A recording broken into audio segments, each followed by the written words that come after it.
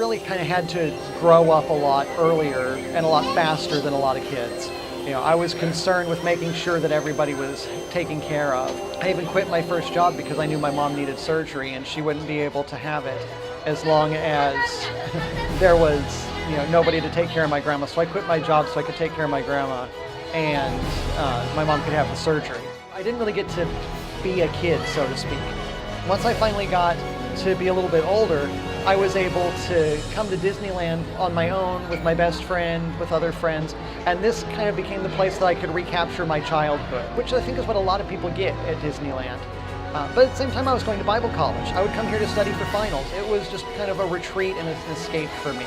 So I got spiritual truth and application at the same time as I was getting this immersive experience at Disneyland.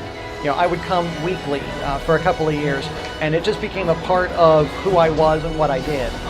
So then those two things kind of began to kind of meld themselves together in my head. And several years later, honestly, I started to recognize the spiritual truths that one could draw out of each attraction. Not that they were built into there, but the fact that they are there and that they could be drawn out of it.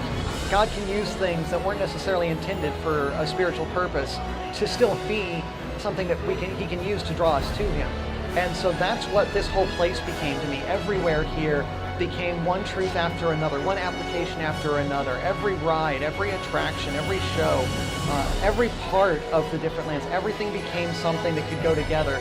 And I knew that I had to take that information, I had to take those connections and share them with people, because there's going to be so many that had that same kind of experience in one way or another and would have that hook for those lessons. So that's where I got my love for Disney, and it's where this came from.